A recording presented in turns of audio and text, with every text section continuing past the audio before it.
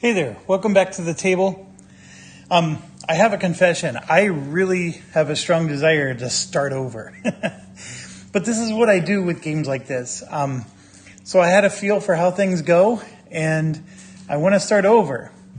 Now, the thing is I know I got super lucky. Like that injury that I got, I should have an injury right now. The fact that I drew one of those 5 curatives was super duper lucky. So some things have gone my way. It's not that I'm doing horrible. Actually, I think I'm doing quite good. My lessons learned. I'll go through it real quick. A couple other things. We ended up getting Gamel. He joined. So when I ended the last scenario, the encounter, there was actually some more fallout. So his boy did die. So us trying to rescue the boy, I guess, ended up getting him killed.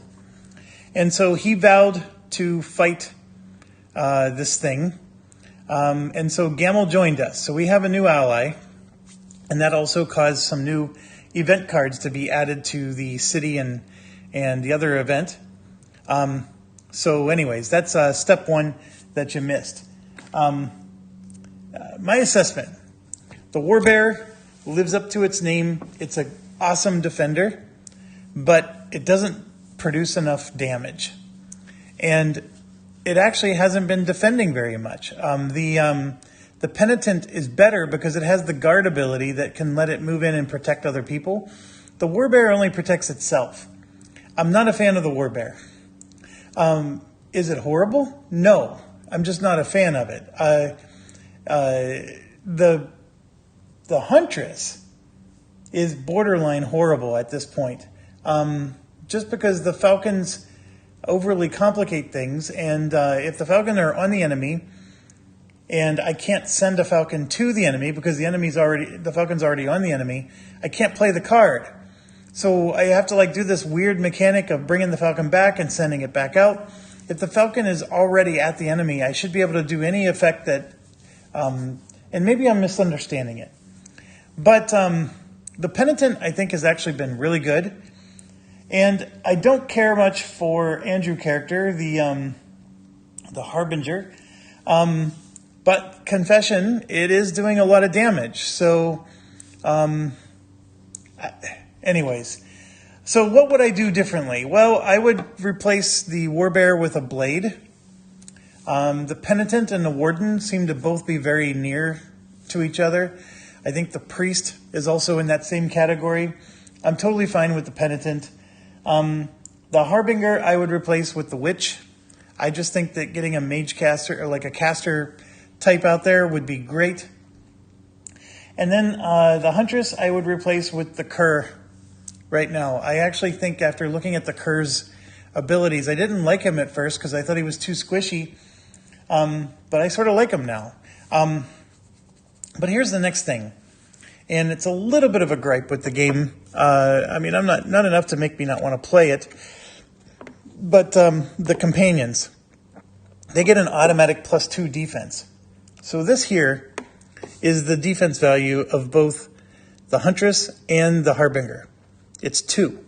And the reason they have 2 defense is because they're wearing cloth and leather armor. Well, you take any companion and they automatically get a +2. So they are defending with a base value of 4 every time, and everybody else is defending with just 2. Now, you're supposed to be able to make up for it because you can play a card from your hand, which adds 2 more, so that's how you get your 4. But the companion, it's every time. And here's what I'm going to do. We're going to keep playing. I am not going to swap out characters. So I did watch one review of this. I watched the Dice Tower one, and it's funny because Tom Vassal talked about how he kept switching characters. I totally identify with that. I want to switch characters now. And the funny thing is if I do start new, I'm going to find things I'm not going to like about the characters I pick. And I know myself. I know myself so well, folks, that I'm going to tell you, I'm going to start new, and then I'm going to say, boy, this grass isn't any greener. And that's fine. So we're going to stick with everybody the way they are. We're going to stick with the Harbinger. We're going to stick with everybody. But I am going to make one major change, and that's with the Huntress. we are not getting rid of the Huntress, mind you. We're just going to, and I'm just making a note, I got to put that away. We're going to switch her to a companion. And so we're changing things up. So give me a second. I'm just moving some stuff around. All right, so the Huntress right now has no bow, has that leather armor, and we have all these skill cards. So here's 1, 2, 3, 4, 5. What did I do with the other 2 cards?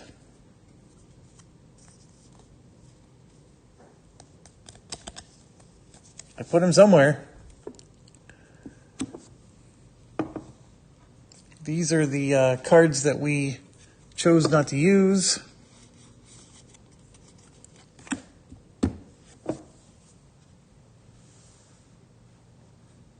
And this is the character. I feel like I somehow mixed her skill cards up with somebody else's. Let me just look at the Harbinger, make sure I didn't mix those together. Oh, sure enough, there's a 6th and there's a 7th. So I mixed those in with the Harbinger. So as you know, I've been using this left half of my table. So what I'm going to do is the Harbinger is going to have a lot more breathing room now. Because what we're going to do is we're going to convert the Huntress into a companion. And then that lets us play out the way that works. So the game comes with these cool little bags. So when you're going to a companion, you don't need these anymore. Well, you need 2 of them. So we're going to keep 2. All the other ones are going to go back into the box. All the skills, of course, you collect those up. These are going to go away. And this, the weapon does stay. This stays. Maybe this. And I don't know if we keep the cube. We'll find out in a second. You don't use the falcons anymore. And this was just a carryover from the last mission. All right, and then you also don't use the big card. So this is now gone. So just let me do an administrative thing real quick. I want to get all the level 2 stuff separated from the starter stuff, just because if I play this character again someday, I just want it to be less chaotic. All right. This character does not stink. It's just the weakest of what we're doing. But what I like, though, and this is what I'm going to show you. So, she's going to have 2 crystals. She may only use bows, which is how we wanted to use her anyways. She moves 4, she has an attack, and she can do a special ability. That's how she can spend her 2 crystals. And she can attack twice. She can just go attack, attack, if she wants. But look at this. She gets an automatic +2 defense. So if this is 2, and we keep the that with her, and this is an automatic +2, then instead of having 2 defense, she gets 4. She still gets the 6 hit points, like always. And yes, she has the yellow might. Well, right now she has no might because she doesn't have a bow, but we're going to put a cube on her as she uses them. And then those 2 crystals go like so. So what you do is you take your bag and you put all these skill cards away. So we now no longer have to do the hand management. So this will make her actually easier to control and manage. And then whenever we go into a mission, she is going to have this card, because that's the starter card. And then this is level 5, level 10, level 15. And so she will have 2 special abilities, and you get to pick either this side or this side. Every mission you pick. So if we do this one, an enemy within range 4 draws damage against a friendly character. We can make them redraw a might card. Or we can swoop, target an enemy with range 4, and you'll notice our falcons don't need to be anywhere.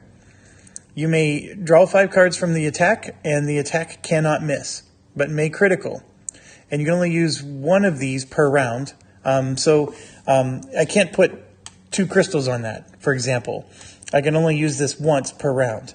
But I can do a basic attack once per round as well. So I can do a swoop, I can do the hinder, or I can go to the other side, and then you and a friendly character can move 2, and then I get to attack. So it's a move and attack.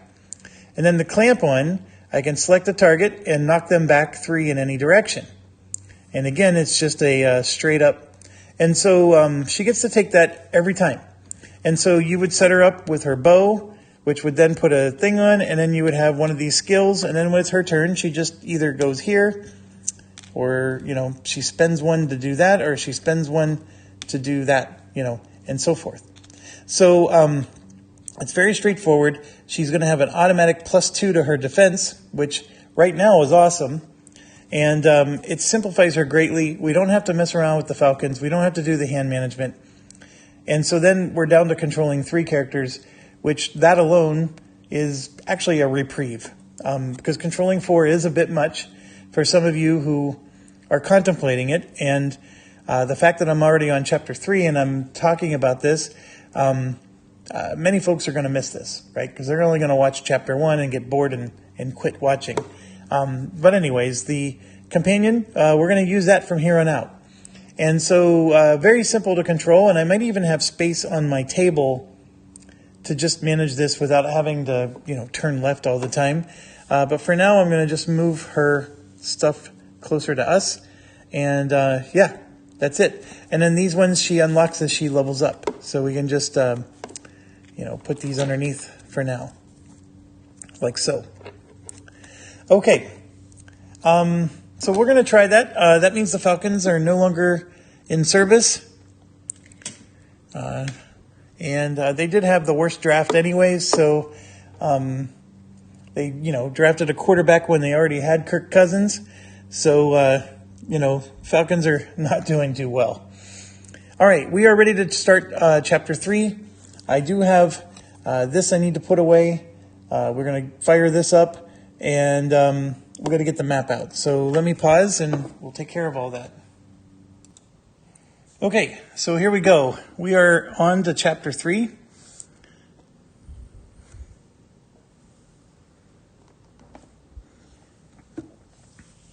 So we're in the Broken Oak location again, which is space 13. Done.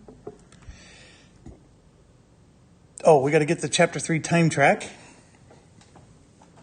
which should be right here. This is Chapter 4. Uh-oh. Where's Chapter 3?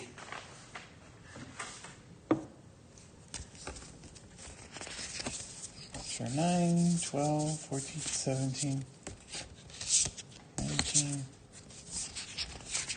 5, 6. They're not in order.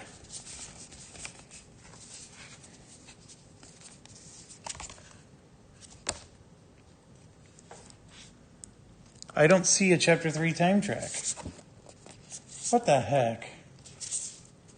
6, 9, there's 7, and 9, 12,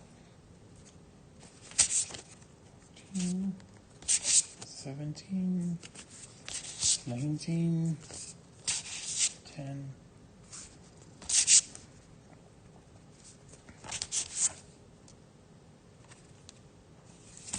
All right, I'm going crazy.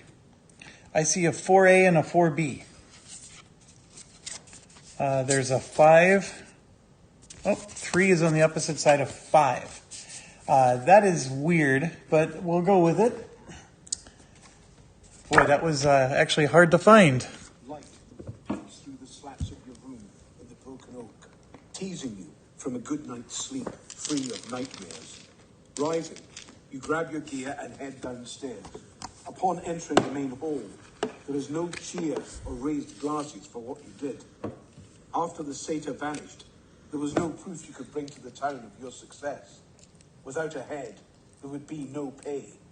You take solace, though, in the knowledge that the thing is dead, or long gone from these parts. The peace you felt at waking turns to unease as you take in the mood of the hall. Patrons mutter angrily and seem to be stirring up their blood for something to come.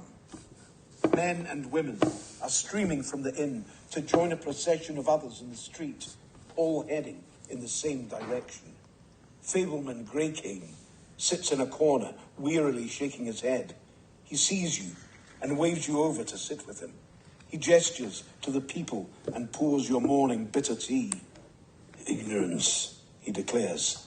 It is clear from his moves and speech that the storyteller has been drinking, possibly not even gone to bed since last night. Frowning, he looks into your eyes. I've seen the apothecary. They took her last night for interrogation. They say she's the witch behind the dreams and the killings. They don't understand. They didn't see what you saw. She's going to die today because of their ignorance. Come, let's see what your mighty victory has done to cure this town. He waves and staggers out the front door of the Broken Oak to the rushing crowds of the street. Okay, we got to place location 14 and go there. All right, so first thing we have to do is a city event. And then if you'll notice, the extra unique item is really early. And if we want to gain a token, we have to be even earlier than that. So this is not a very fun story time for us because we're already triggering a city event. And then I did do some research. The city events do not get archived unless it says so. So every sleeved card that I have, I'm putting back into the city event deck. There's quite a few here. And of course I'm having game malfunction.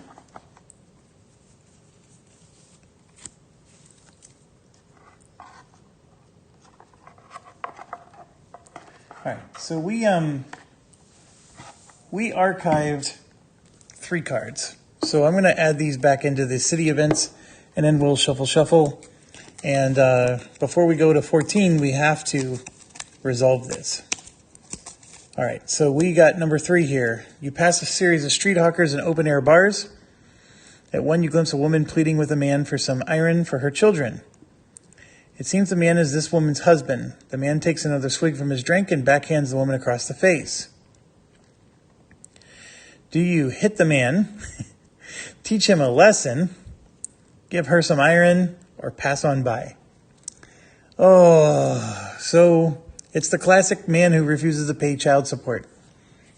Everybody wants to hit the man, of course. Depends on where you grew up and what time, on whether or not you think that's actually effective. Giving her the money helps the kids, but it doesn't fix the problem. The man is still the man. The woman is still going to run out of money.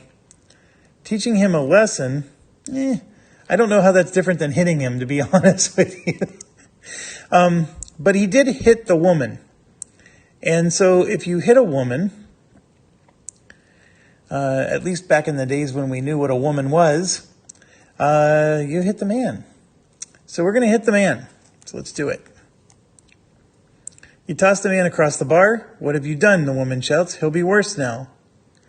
All Oathsworn lose a combat token. Your choice. Well, we don't have any, so it doesn't affect us.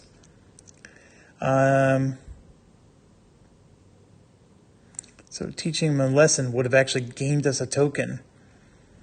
And giving her some iron would have also given us a token. So that's what I get for applying real-life logic to this. Apparently this game was made in an era when we didn't know what a woman was. So it's okay to hit them. So, all right, here we go. The flow of people seems to be all towards the town square. The press of bodies carries you through the streets, and you can see people also positioning themselves on rooftops around the central square, vying for the best viewing. As you shoulder your way through the crowd, you can see a small forest of guardsmen's pikes near the centre, a tight cluster around the posts that dominate the crossroads. Finally, You force your way to a position near the front between the podiums, where the nobles and Lord Davenish look on. Lysine, the apothecary, looks around fearfully as they yank her bound wrists to a worn hook over her head on the burning post, and an official rattles off a list of laws and charges.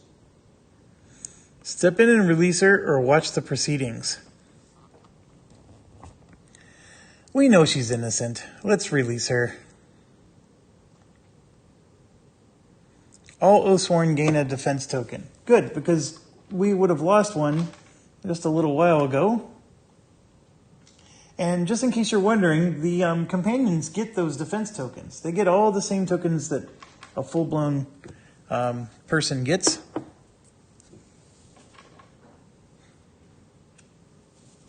And while I'm doing this, I'm realizing I had some tokens I needed to put away from the last time. 2 guards immediately step forward and cross their spears in front of you, blocking your path.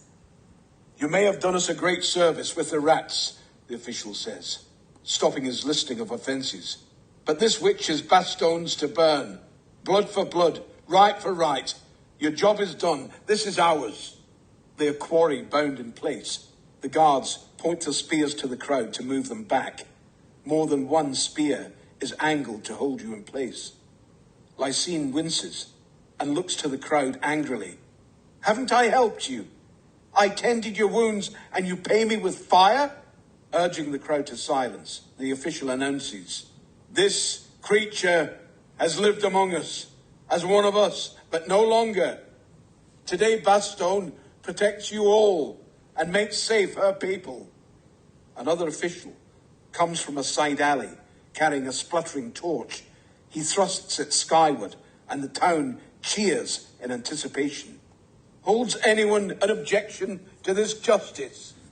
The crowd around you roars bloodthirsty. No! This is like watching BLM burn down a target and call it justice. It's about just as rational. All right, choose one. Object to the burning? Yes, we're going to object to it. All Oathsworn gain a defense token if they have not already gained one. I object. The crowd grows silent. Thank you. Thank you, Lysine mutters between broken sobs. Lord Davenish, who has been observing the scene from a raised box, surrounded by his houseguard, leans forward. You object, he sneers.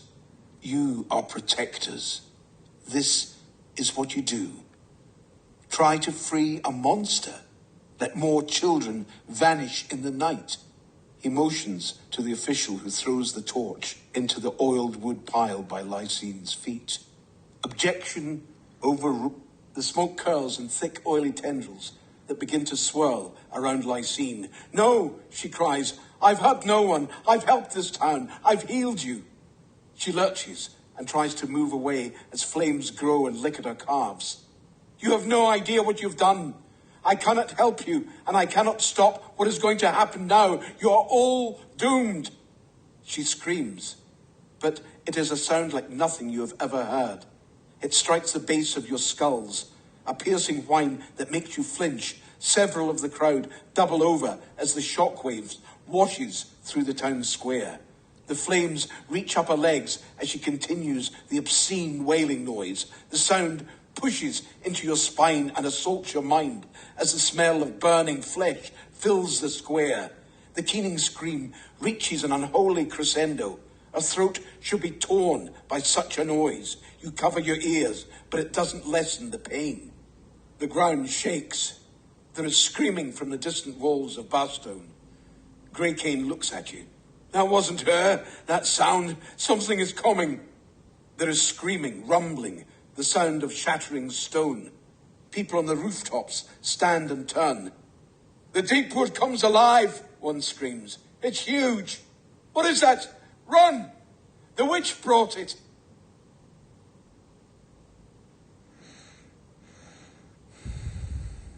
Well, I mean, I don't want to let her burn. So this is like a silly choice, so we're going to cut her free. All right, so we get a redraw token. That's always a good one to get. So 1, 2, 3, and 4. And then apparently I had one more token I needed to put away. Okay. Something tremendous is pushing through the town. Buildings fall like reeds underfoot as a wave of destruction heads towards you. Rising smoke forms a trail towards the square. She collapses as you cut her free of her bonds and kick at the flames. She is badly blistered. Lysine smiles, her lips cracking. Guards leap up and seize each one of you from behind. You should have done that earlier. She coughs harshly, taking heaving breaths. I could not stop the keening. I fear. She is cut short by a shuddering of the earth. Too late, she gasps. The guards release you as there is a vast cracking sound. Up the street, you can see a massive shape snap a building in two. Whatever it is, it's heading for the square. Gain ally card 9. Oh, we gain Lysine. All right, so we get her as an ally now.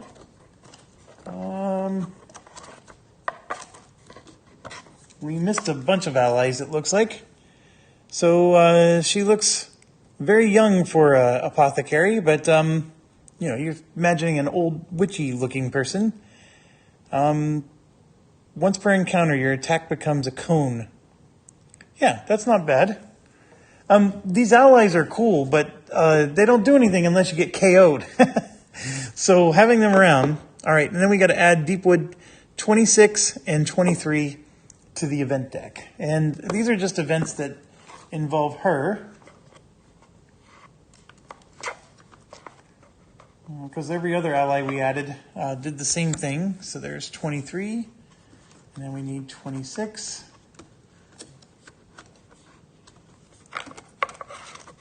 This is why, again, I like video games, because I don't like going through all these cards and pulling all this stuff out. It gets tiring. And it's also why I like playing this type of game multiplayer, because I can give those cards to another player and let them do it. And it's not so bad if you divide up the labor.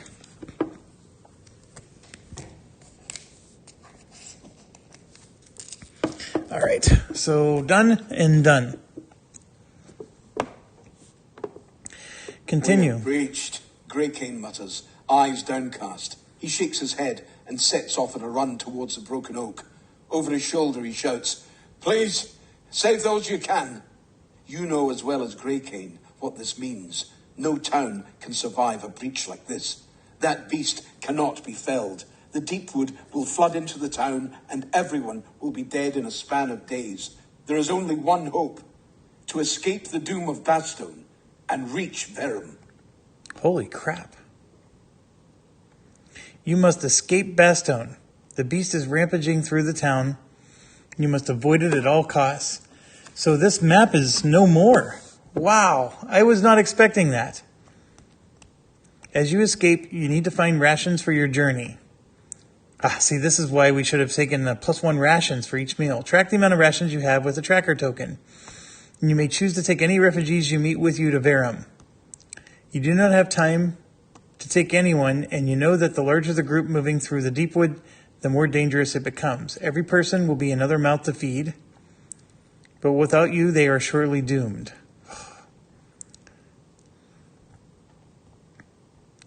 All right, so we have no rations that I'm aware of. We should have taken the skill that gives us +1 rations. So it's not too late, I guess, to change it, but we did take the extra common item. Barreling towards a town square, the beast shoulders aside buildings and swallows men whole. It stops at an intersection and snorts, pawing the street with a front claw and easily tearing up the stone like a bull on a dirt path. An oily smoke oozes from the creature's neck that wreathes it in a dark cloud, the smoke seething like ink in water. Those unfortunate enough to be near it seize and collapse in violent convulsions.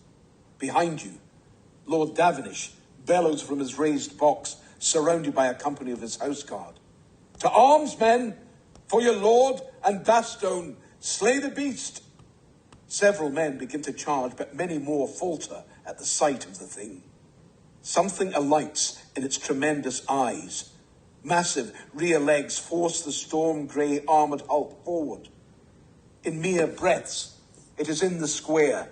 Davenish freezes in disbelief as the sun above him is blotted out and a claw the size of a merchant's cart descends on him. Where he stood is now merely a fine crimson mist. Without pausing, the terror of Bastone careens onwards. Well, there you go. There goes Davenish. 10, 13, and 20. Okay, I got 20. There's 10. Where's 13? I don't see 13. Here we go. So 20 is the stockade. 10 is the palace. And 13, where's 13? Oh, that's where we are, isn't it? Yes, the Broken Oak. Place the free company marker and any clue token in location 14, which is town square. This clue token is the beast marker and represents the position of the beast as it moves through the city. So we're just going to use a timer as the beast marker. So we're both at position 14 right now. Okay. The beast is barreling through the town square. It has come from the east, breaking through Bastone's outer wall, and now curves off to its right. You must stay away from it in order to escape. You are positioned so that 3 paths are open to you. Okay, so he's turning to his right. He's coming from the east, turning to his right, which means he's going that way. The only token that is that way is the palace. And I don't know if by choosing that palace that I'm choosing to go the same direction as the beast, but you know what? If we have prisoners in a stockade, we need to get them out. So let's go to the stockade. That makes sense to me, so let's do it. Before moving on, click all the instruction buttons. Sorry. That was a nice reminder. I'm really glad that you're about to choose a location to go to. If you choose location 20, take the Path B card before you go there. That's fine. I do think I want to go to 20. Because if he turned right... So we know that the dude that overruled our objection went to 13. So we know we can go rescue him at 13. Davenish is dead, so I don't know who's at the palace. But we could go to the palace, which is the same direction the beast went. Because it came from the east and it turned right. I mean, my logic is we want to go away from the beast, so we're going to go to 20. Several women at the stockades beat at the locks that hold some men in place, while children cry at the skirts. The guards have fled, leaving their charges. One of the women sees you enter the crossroads. Please, our husbands, they might have done wrong, but they don't deserve to die here. Yeah, I mean, the whole point of coming here is to free the prisoners. So that's exactly what we're doing. You snap the locks with the pummels of your weapons. Rubbing their wrists, the freed men thank you and clutch their children. This place isn't safe for us anymore. Can we come with you? Please. So if you take these on the time track, replace location 20 with a time token and gain location 20 in front of you. All right, so we're going to do that, and then we'll just put a time token on the time track here, like that. And then this just stays in front of us. That makes sense. And I'm getting anxious. I'm pushing a button before he's done talking. My apologies there. I know that annoys anybody. You quickly search the guard room, finding rations and a substantial armory. So we're going to gain 2 rations. So we track those with a token. So I'm just going to use this. That is a tracker token. So we'll put it right here at the top so you can see it. So that's 2 rations. Reveal all cards from the Chapter 3 common item deck. Each Oathsworn gains any 1 item, which is perfect because we need it. So if you look at the bear, we don't have armor. So she needs heavy armor. Well, we know we need the bow for Jagira. So we're going to grab the bow. And then the bear is going to take the iron ring mail, like this. Perfect. And then we're going to get to, so this is the penitent. He has a nice shield, an okay weapon that uses yellow but sometimes red. So it's either going to be a weapon or a shield. Let's look. Oh, we can actually get gear too. Gain 1 against damage. Like, this would be really nice for Andrew. Because Andrew's got the staff. He has a gear already. Lets him gain a shield against damage.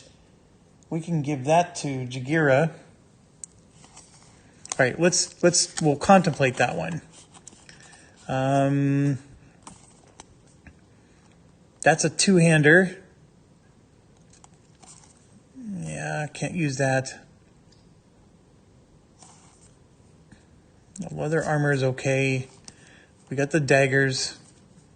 Yeah, I'm thinking we're going to grab the heater. This heirloom is cool. It's a two-handed weapon. That's more for the blade. This one just straight up lets you get some gems. So we're going to do the shield for the penitent. He's still going to wear his crappy shield, and we're just going to put this in our backpack. And then we can burn the shield as a broken equipment the next round, and we have its replacement already covered. I like that plan. And then all we have left is Andrew. And I do think he's going to take this dream catcher, and then we're just going to reposition our items, and he'll take the dream catcher, and then we're going to give the other one to Jagira, this is what he used to have. So if you have less than 3 health, gain a shield. We'll give that to Jagira. So, all right. And then everything else, good. I'm really glad we went here. This is like the best decision we made. Move the beast marker to location 10 and remove that token. So that's the thing, is we knew the beast was going to location 10. So anyways, this gets taken off. I didn't realize I was doing a beast marker. What should I use for the beast marker? Well, we'll just use a, I put the falcons away. We're just going to use a die. That's the beast. So he's at location 10. So just to help you with the map, we went to the stockades, he went to 10. And now locations 15, 16, and 24 are out here. So we got 24. 16 is in the middle of nowhere, and so is 15. Also the middle of nowhere. Where is 15? I just can't find it. Oh, here we go. All right. So it looks like 13 is no longer available, which was the broken oak. So I guess because it doesn't show 13 as a possibility. I'll leave the token out there, but it's not showing up. So 24 is the burrows. The other two are unmarked. So I'm going to go to the burrows because I know for sure there's people there. So let's go there. Move the beast marker to location 20. So he just went to the stockade. All right. And then we took the burrows. So this would go here. Screaming and smoke rise from the center of the town. The beast has changed direction, and you can feel, as much as hear, its colossal hulk drawing closer. Buildings press in all around as families cower in darkened doorways of the burrows. The thing will be here soon. We do have Midge as an ally. We paid iron for him. Last chapter, Right there. Nope, that's the mute boy. There's Midge. So, Midge breaks from your side and runs to move a beam that is blocking the entrance to a small terrace building. People's faces can be seen within the houses. This is my street. Can you help them? He calls back to you. I might know another way out. Take them with you and I'll show you. okay, remove all location tokens from the map, and then place 19 and 25. So 19 is the banksmith, which is the other way, and then 25 is near the wall. All right, so we are, of course, helping free the people. You heave the fallen timber aside, and people scream from the entrance. If you take these refugees with you, replace location 24 with a time token, and put 24 in front of you, and then we gain one more ration. So this 2 becomes a 3.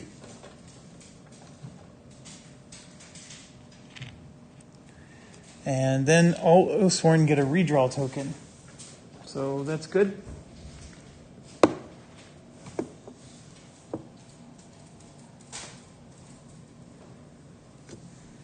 We now have 2 of those.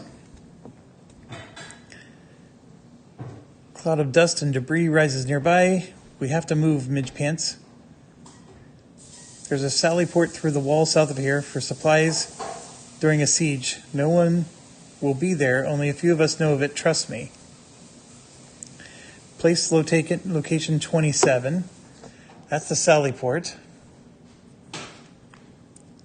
You're about to choose a location to go to. If you choose 27, take the Path A card before going there. So 19 is the banksmith, and we already have him with us because his son died. So we took him with us.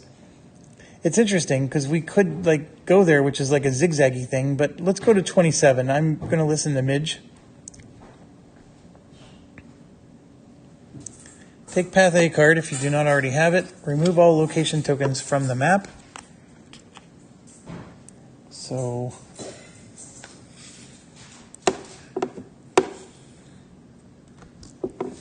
You violently tug at the corroded iron bars of the sally port. This poorly maintained supply entrance has been tightly sealed by rust and decay.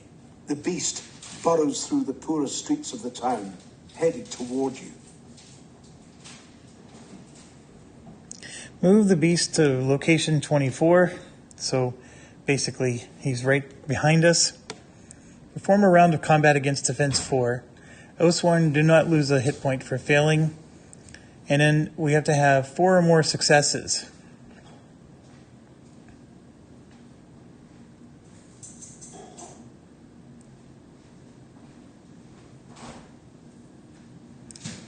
So I don't know how you have more than 4 successes. There's only 4 people in the party. All right, so if we start with the bear rolls red. And I gotta put a red on Jagira. So the bear rolls red, and we need so it's a defense of 4. So I'm going to take a red and 3 whites. We're going to roll 4 dice. And I rolled a 1, and a 1, and a blank. So we're going to do the redraw token. Oh, come on. We'll redraw again. I'm so upset.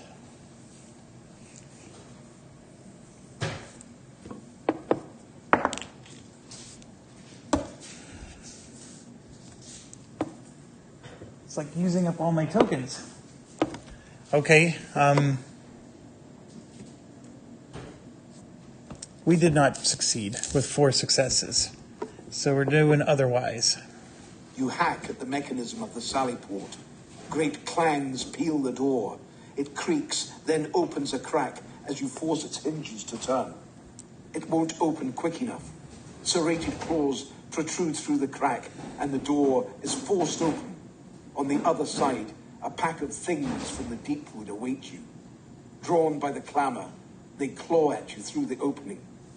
The alleyway starts to fill with gibbering and chattering as the creatures force their way into Bastone. We do have Lysine with us. The beasts scrabble through the sally port, forcing you back. You slay a handful as you retreat, but others climb over the bodies. There are simply too many of them. You grip your blades and grit your teeth. You will blood them well before they take you. Then Lysine steps in front of you. She limps, but a cold fury plasters her face. Something in her posture warns you to step back. A wind throws up her hair as she flings out her arms towards the oncoming creatures. There is a smell of iron, and the hair on your arms stand up. Blood begins to rise from where it rested in pools between the bodies on the floor. The beasts continue on, oblivious to what is happening. Twisting and curling, the blood takes shape, coalescing into tendrils and spikes. The blood boils, and then Lysine screams. 100 shards of burning blood pierce through the mass of creatures. Primal yelps go up, and a dozen bodies fall. More blood soaks the earth as more of the deep wood denizens come on. Lysine looks up at them with hatred, and with intense concentration, snaps her fingers. The blood explodes. Lysine vomits at what she has just done. The scene is one of carnage, like something from a Cistercian apocalyptic. She lulls, and one of you catches her as she falls unconscious. The pack is destroyed. But then, behind you, a shadow looms. The street is consumed by the giant armoured head of the Doom of Bastone. Wreathed in smoke and fumes, its eyes fall on you. You cannot outrun it. It is too close. A sense of finality, of certainty, settles on you. So it comes to this. You know what needs to be done. Someone has to distract it, must lure it away, so the others may make good their escape. But that person will surely die. Will one of you lay down their life for the others and take up this heroic act? You will lose that Oathsworn in doing so. Oh my gosh.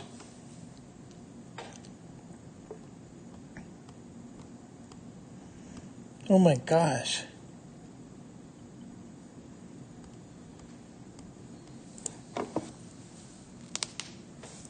I was even talking about how I wanted a new character.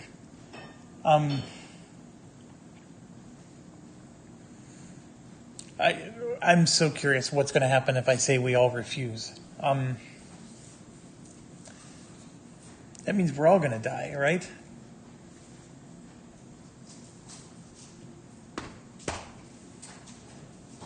Well, who am I willing to get rid of? I mean, the whole Jagira thing, I was talking about how, yeah, maybe I would choose someone else, but I was totally happy that I switched her to a companion. Like, the companion skills look good. I mean, I guess we could change Andrew into a witch, so we can do the Harbinger, because I've been wanting to switch him to a witch anyways. I don't dislike any of these characters. Even the Warbear, as much as I said that she's not performing very well. Ugh.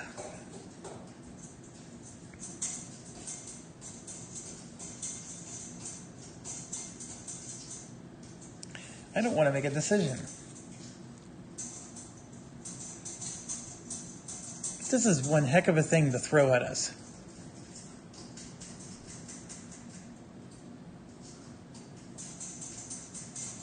Who am I losing? I mean, if I lose the companion huntress,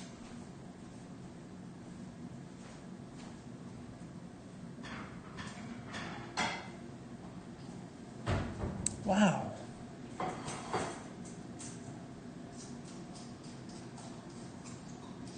We can lose Wombat Girl. Put in a blade, a warden, or a priest.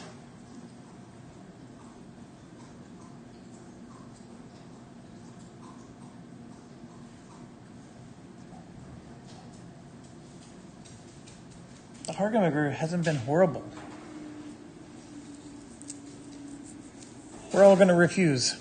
The beast lumbers forward, smoke billowing from its nostrils. You turn to run and see Midge, grim-faced, staring up at it, torch in hand. I'll bet it's stupid, like a rat. We can trick it, he says. He raises a torch above his head and charges the thing. I want hazard pay for this, he shouts over his shoulder.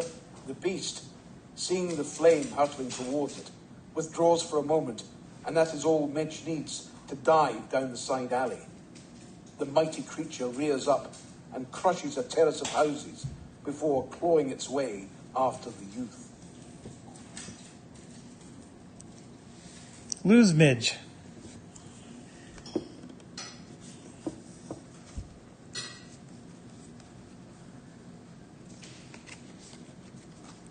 I don't know. That may be a bad idea. But we'll find out, huh? The boy has saved you. You have no time to lose. Rushing through the sally port, you make good your escape into the deep wood. In the distance, a scream rises that will haunt your night. You press into the deep wood as Bastone dies. The walls are broken, as are her people. Screams and wails saturate the air, an anthem of death rolling from Bastone. You turn to see it one last time. Men hurl themselves from the walls, claiming their own lives before the monsters can. Great fissures swallow sections of the wall. The titanic beast continues to pound the city to dust. You press on. All right, so we get another redraw token. A lot of good that did the war bear. All right, I want to just explain. I actually do want to replace one of these characters. I guess, I don't know. I just didn't want to do it now. So let's just see how these play.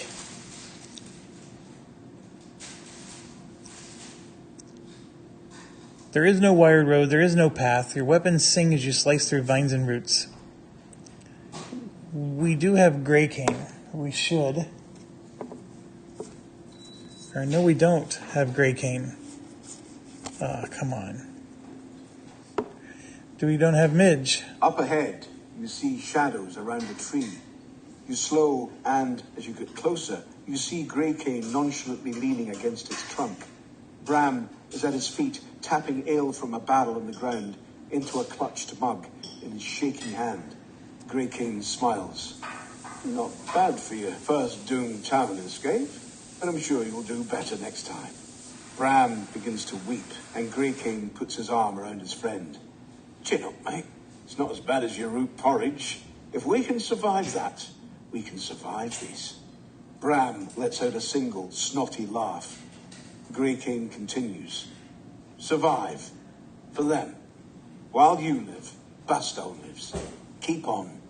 Grey Cane leaves the man and walks over. People need to know what happened here. We have to reach Verum. All right, so we're going to gain 7 and 8. Fair enough.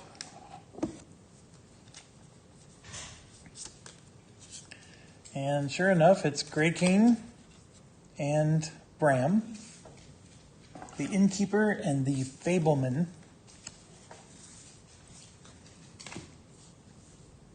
Behind you, you hear a voice calling out from the deep wood. Hey, you weren't going to leave without me, were you?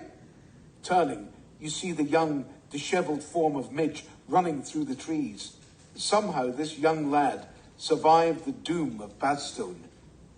Yay, we get Midge back.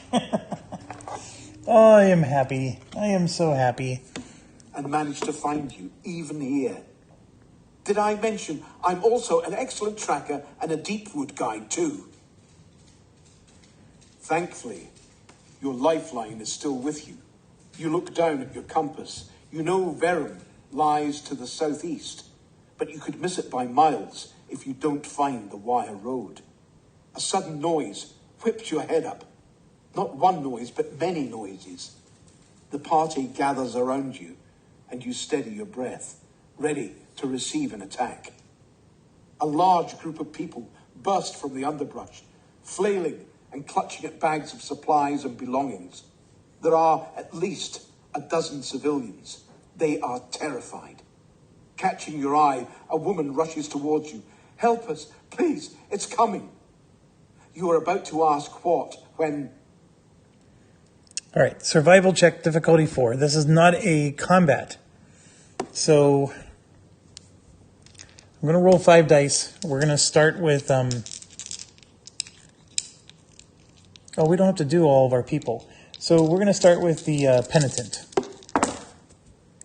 So there's 2, 3, 4, 5. We did a lot better this time. And that was a crit, so we actually, had more. So we succeed. All Oathsworn gain a battle flow token. All right, so 1. We don't get these very often, but they let you battle flow a card, so you can get one back quicker. And it's not just one card, it's a whole stack of cards, so not a bad item. Branches begin to sway. Not the wind, something else. You press your ears to the nearest sickly tree. The vibrations, you know what this is. Okay, reveal the encounter special rules board. Mark the special rules. All right, so I do have the encounter stuff out. I didn't look at it yet. So we are up against a worm. Oh man, look at all the dice on this sucker. The special rules, it's immune to knockback. It draws a crap ton of cards.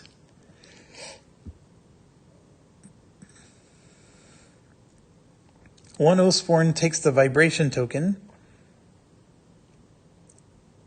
Whoever has the vibration token is the worm's target. The worm has 3 body parts.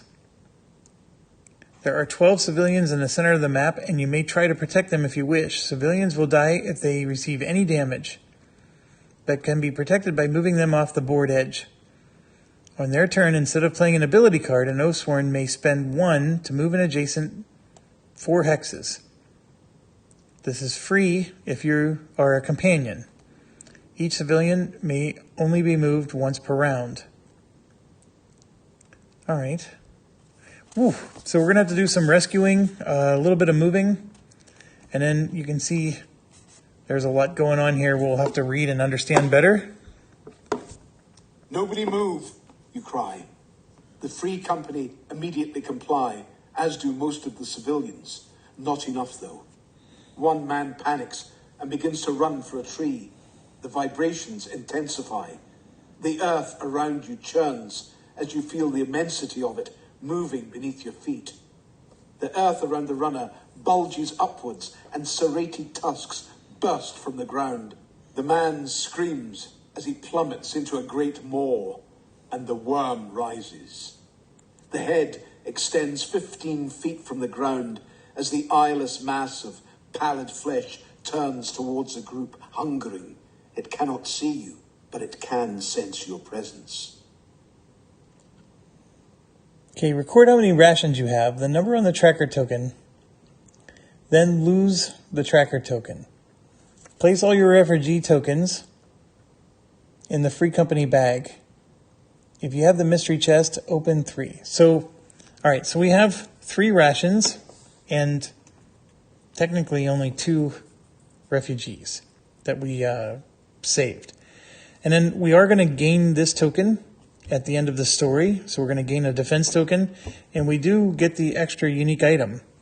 So that part did work out for us. And I'm just going to put this stuff over by the backpack. The ration thing is interesting. I actually think maybe I wanted to get 1 extra ration, but let me do with the defense token right now. So 1, 2, 3, 4.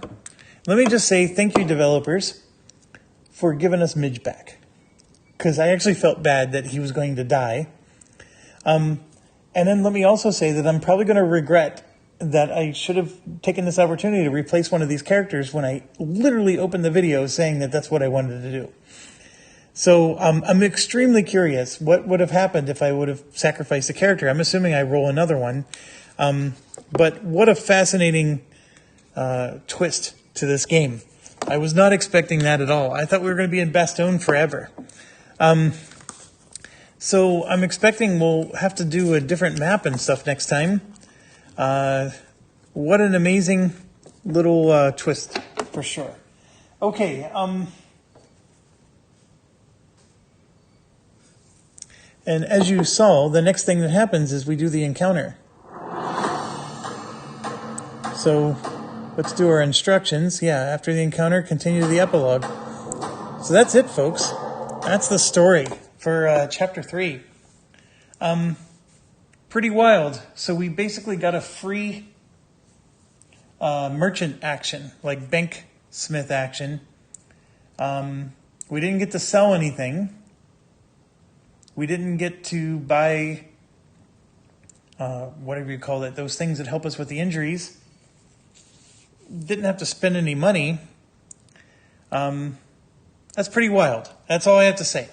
But yeah, I got to put away some of these miniatures from Chapter 2, get out the worm for Chapter 3, and set it up, and we'll see you at the encounter. Thanks for watching. Stay awesome.